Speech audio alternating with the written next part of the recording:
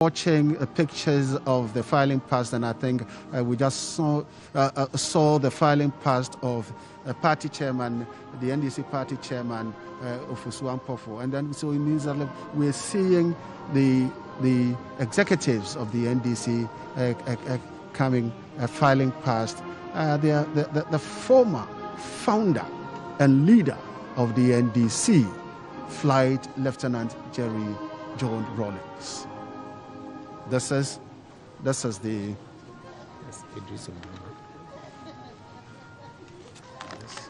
there's a rival of the NDC party. I can see the General Secretary Johnson Asiedu Nketia. I've seen Ofosu Ampofo. So we are seeing the political leadership of the NDC, the party that the former president founded. Right. So yes, so I was just saying that once he knew you, it was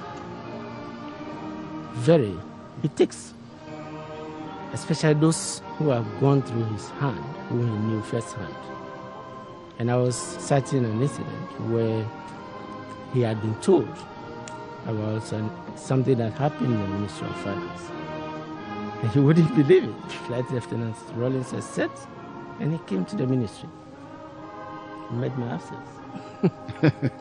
Wouldn't believe it. And he said, well said. And he was told I had gone to the Flagstaff House or some other meeting. Okay, so he said to tell him I came here. Thank you so much. I went back, and you could see that it was for concern that could this be true? Of you, that is the man. That is the man. That is the man.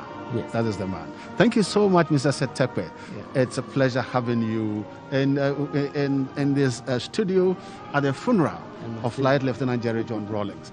So, whilst former Minister of Finance takes leave of us, I also have another strong customer. This one is a very big customer with me in the studio, and that is Mr. Honorable Fritz Bafo, a former Member of Parliament for Ablekuma South. And to pay compliments. Yeah. And immediately you mention Fritz Bafo, we always know about Sincerely Yours.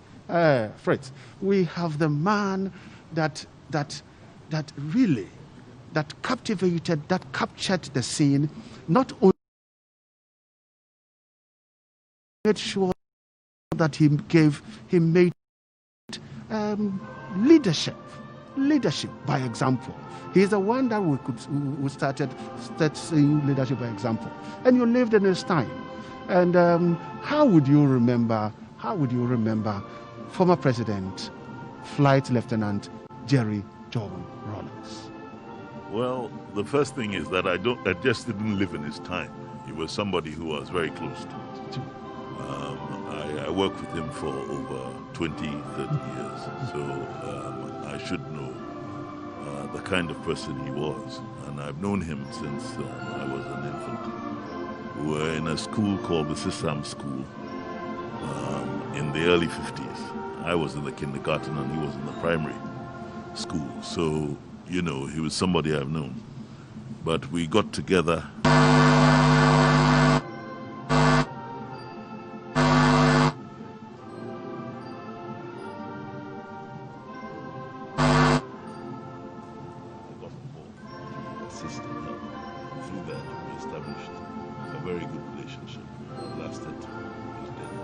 That lasted years, over 2 decades.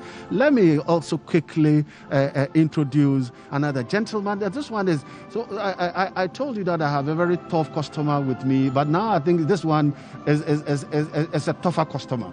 The General Secretary of the NDC, the party that former President Rawlings founded, Mr. Johnson Asiedu Nketia. You're welcome to the studio. Thank you very much, my brother. Right.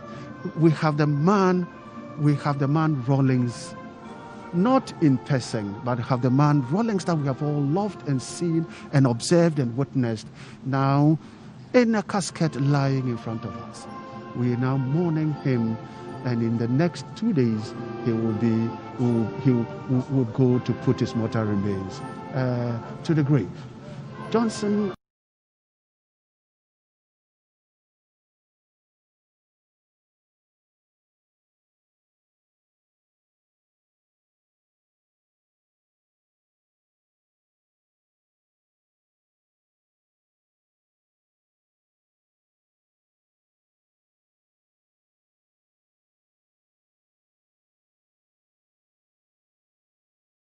at the Accra International Conference Center. Well, thank you very much, my brother. I knew and identified with President Rawlings many years before I met him as a person.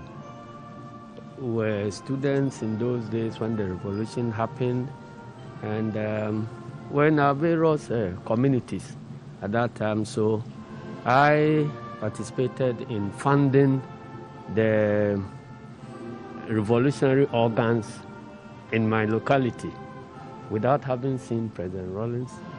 And I performed all my roles as a cadre in those days, upgraded to become a member of parliament before meeting President Rawlings. So here is somebody whose works speak for him. So I have no doubt in my mind that the same way that I adored him before meeting him, even in his absence, his works will remain with Ghanaians. But as I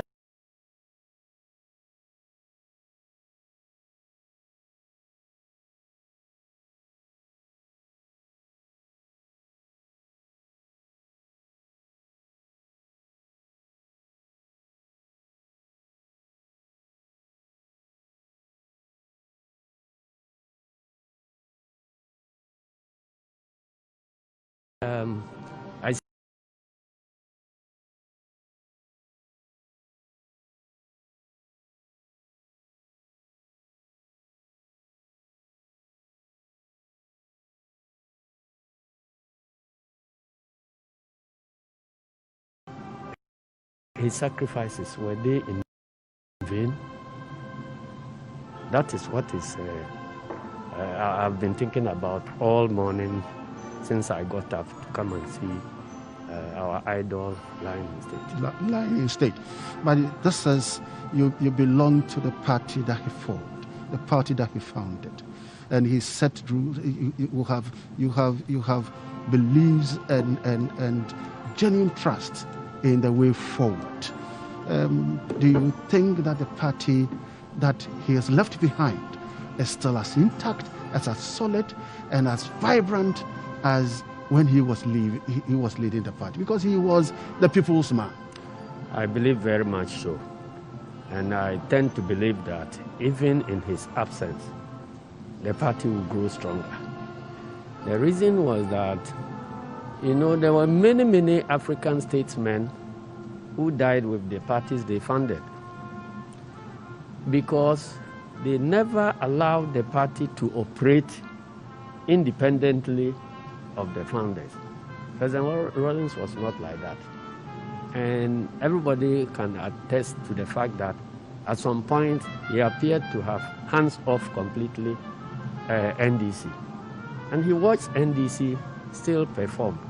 So it is in times like this that his decision to, if you like, distance himself a little bit about the day-to-day running of the party can best be judged. Because if he had remained very much involved, very much at the center of every decision making, then today that is no more, then you can begin to be thinking about the shocks and how we can recover and so on. This situation is not like that. And I believe that his decision to wean himself of the day-to-day running of the party has been useful. Very useful. Mr. Fritz Bafo, you worked with Rawlings. Before you joined him to support him achieve a set goals, at any point in time, did he demonstrate to you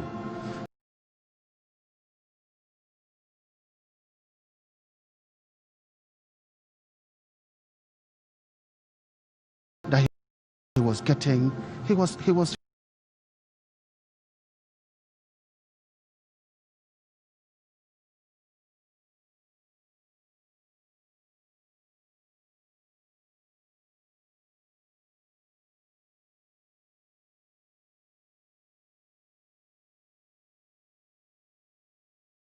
feeling, he was being fulfilled.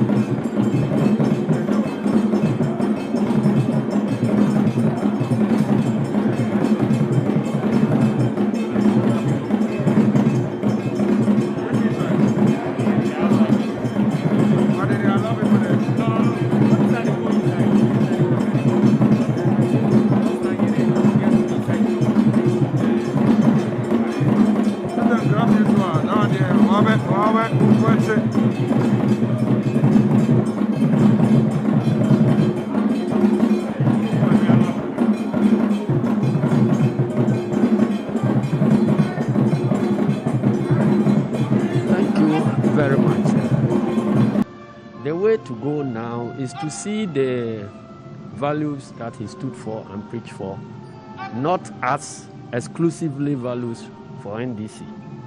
If we did that, then we stand a chance of losing out. Yeah. But I'm happy that he's been given a state barrier, and that after this, we all as a nation look at the principles he stood for, assess them whether they are relevant to our well-being as a country. And then we decide to commit ourselves, irrespective of any political party you belong to. Democracy is about accountability. Democracy is about probity.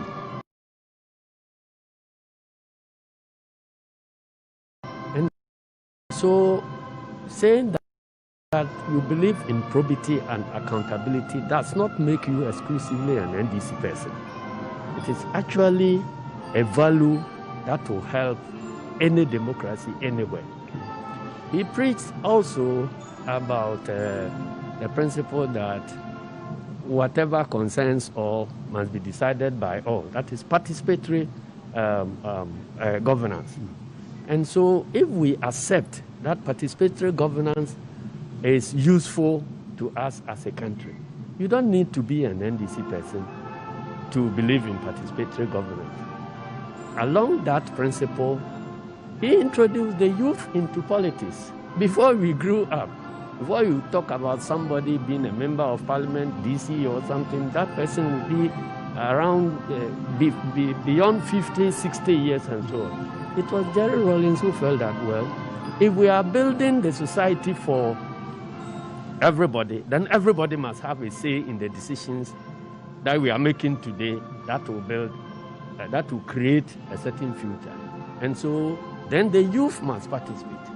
The women constitute more than 50% of our population.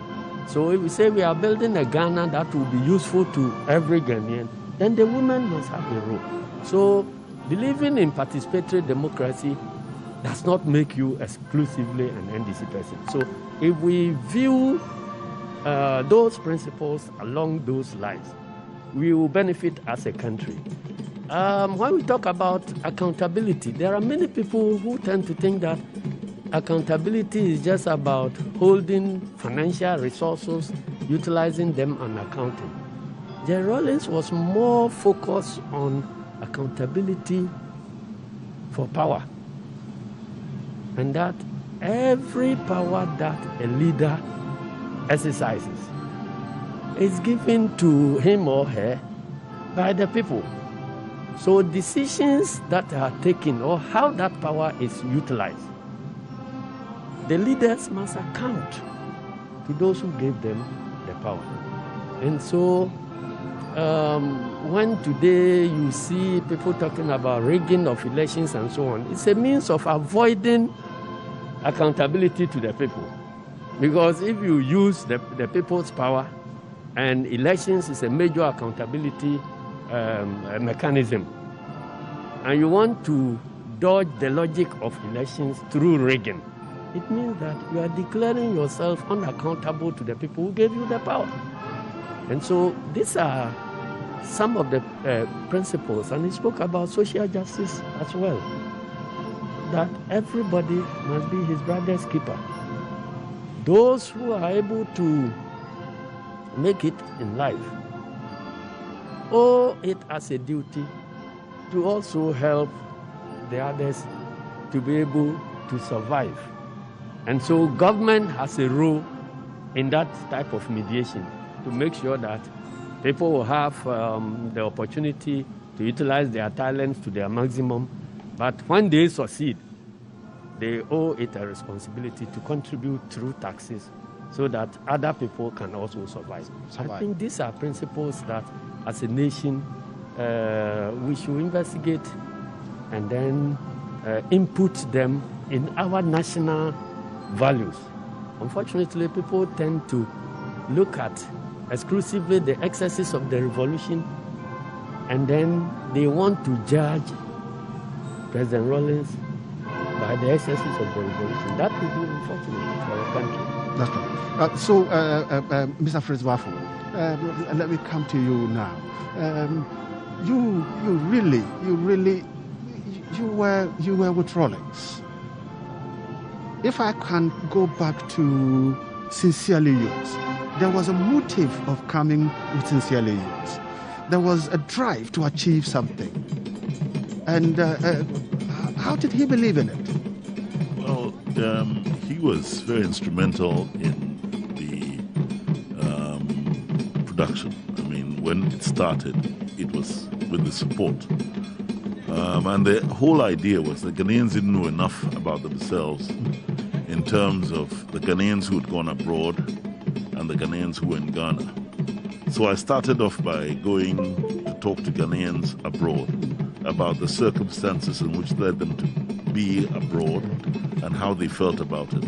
The situation was that you had a program which was to get Ghanaians to ask questions that I could ask the questions on behalf of Ghanaians. Then we concentrated on Ghana and going through every nook and cranny of the country in order for Ghanaians to appreciate that we were one nation, one people. We are a fantastic country because our riverine system allowed us never to fight over water. So we didn't really have internecine warfare except for little struggles for territory until the slave trade. But the most